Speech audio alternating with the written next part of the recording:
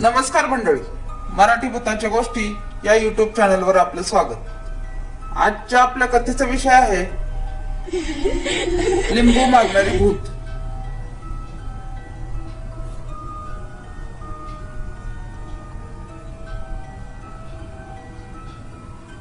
चंद्रकांत आणि अविनाश हे कंपनीतील समवयस्क घनिष्ठ मित्र होते.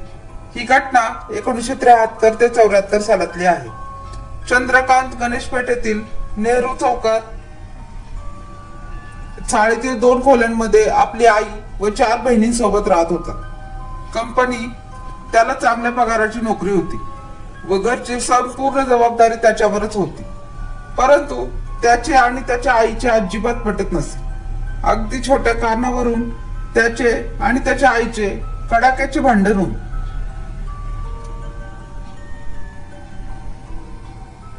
घरगुती कटकटींना कंटाळून आणि मित्रांच्या संगतीत राहून त्याला दारूचे व्यसन लागले होते. एके दिवशी सकाळी सकाळी कंपनीत पहिल्या पाळीमध्ये चंद्रकांत दारू पिऊन कामाला आला. तिथेही सुपरवायझर बरोबर त्याची कडाक्याची भांडण झाली.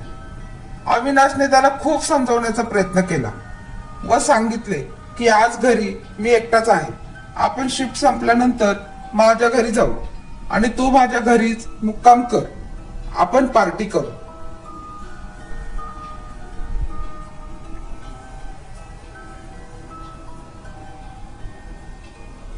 अविनाशची बायको मुलाला घेऊन 8 दिवसांसाठी कोकणात गेली होती. दोघांनी दारू आणि मटणाची पार्टी केली. अविनाश आकुर्डी येथील चाळीत 2 खोल्यात राहत होता. सकाळी 6:30च्या शिफ्टला दोघांनाही कामाला जायचे असल्याने रात्री 10 वाजता त्यांनी झोपण्याची तयारी केली. चंद्रकांत लोखंडी कॉटवर झोपला व अविनाश त्याच्या बाजूला खाली गादी टाकून झोपला. गादीवर पडलेल्या अवस्थेत दोघांच्याही गप्पा सुरू होत्या.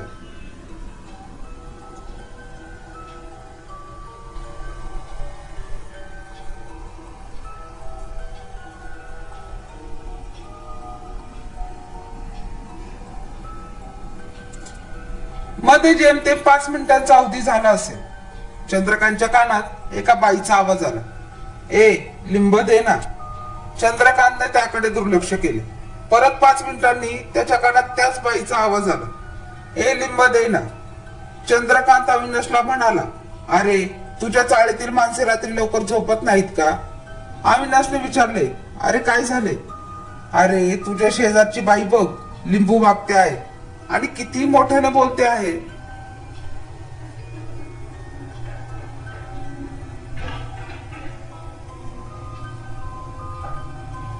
ते ऐकून अविनाश म्हणाला, अरे शेजारी तर कोणीच नाहीये, घर बंद आहे. शेजारची बाई गावी गेलेली आहे व तिचा ट्रक ड्रायव्हर नवरा तो पण आज घरी नाही. चंद्रकांतने विचारले, मग लिंब मागणारी बाई कोणती? अविनाशने विचारले, मला तर काहीच ऐकू येत नाही. तुला काहीतरी भास होत असावा. त्यांचे बोलणे संपून जेमतेम 2 मिनिटं झाली असतील. तसे चंद्रकांतच्या कानात हे लिंब दे ना हा स्पष्ट आवाज पडला. तसा चंद्रकांत पलंगावरून ताडकन उठून बसला.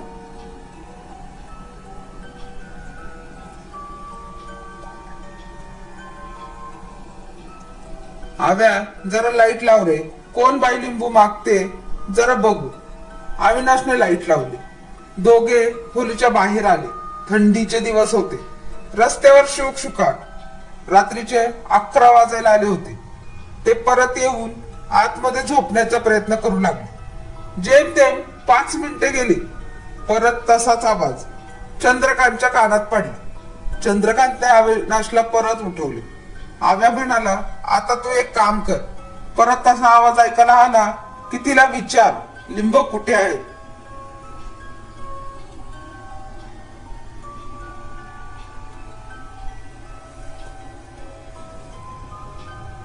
पाच मिनिटांनी परत तसाच आवाज चंद्रकांतच्या कानात पडला. तसे त्याने लगेच विचारले, लिंब कुठे आहेत? तिने सांगितले, लाकडी फळीवर पातेल्याच्या खाली. अविनाशने शोध घेतला. पातेल्याखाली लिंब होत. आता अविनाशला घाबरायला झाले. असे करत करत त्या बाईने सांगितल्याप्रमाणे घरातून 15 ते 16 लिंब अविनाशने ठिकठिकाणाहून शोधून काढले. दोघही चांगलेच घाबरले होते. चंद्रकांत कॉटवर बसून होता. त्याच्या आजूबाजूला लिंबू पडली होती.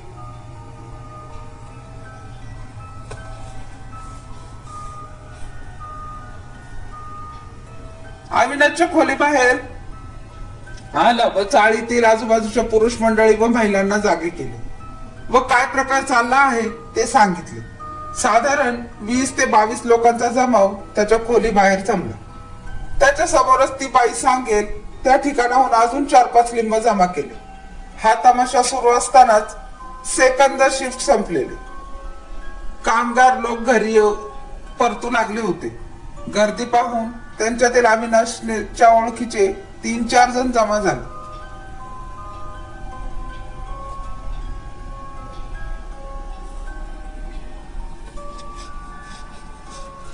त्या जमातील एका कोकणी धाडसी बाईने चंद्रकांतला सांगितले की त्या बाईला विचार लिंब काय करायचे. चंद्रकांतने त्या बाईला विचारले. तिने सगळे लिंब एका फडक्यात गुंडाळायला सांगितले.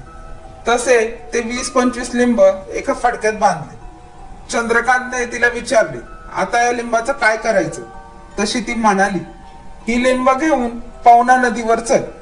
आता मात्र सगळेच घाबरले होते, कारण रात्री 12 वाजता नदीवर कोण जाणार. एकाने सांगितले, ती लिंब गटारात फेकून दे.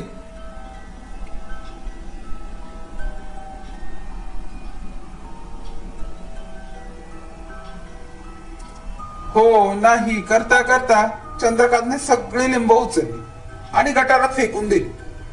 आणि त्या क्षणी एका बाईच्या किंचाळण्याने प्रचंड मोठा आवाज झाला. हा आवाज मात्र तिथे उपस्थित असलेल्या सर्वांना स्पष्टपणे ऐकू आला. त्यातील 90% उपस्थित मंडळी आपापल्या घराकडे पळून गेली. चंद्रकांतला आता तिथे मुक्काम करणे शक्य नव्हते. आकुर्डीहून गणेश पेठेत जाण्यासाठी रात्री 12 वाजता त्यांनी रिक्षा ठरवली. रिक्षावाला पाठीमागे अविनाश, मध्यमागे चंद्रकांत आणि त्याच्या बाजूला एक मित्र. चंद्रकांतच्या मांडीवर तांब्याच्या तामानात पाणी आणि त्या देवघरातील काही देव ठेवून ते गणेश पेठेकडे निघाले. रस्त्यात दापोडी हायवेला पोलिसांनी त्यांची रिक्षा अडवली. रिक्षातील तिघांची भयभीत अवस्था बघितल्यानंतर रिक्षावाल्याने घडलेला संपूर्ण प्रकार पोलिसांच्या कानावर घातला. पोलिसांनी काळजी घ्या आणि सावकाश जा म्हणून त्यांना सोडून दिले. चंद्रकांत रात्री 1-1:30 वाजता मित्रासोबत घरी पोहोचला.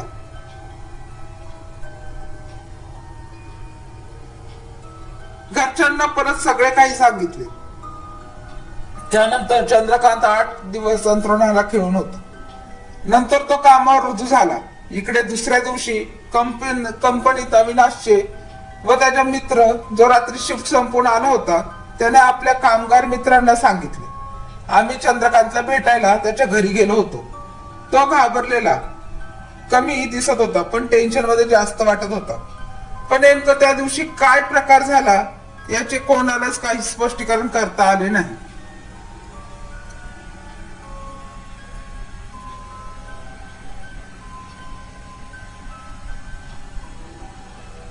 धन्यवाद.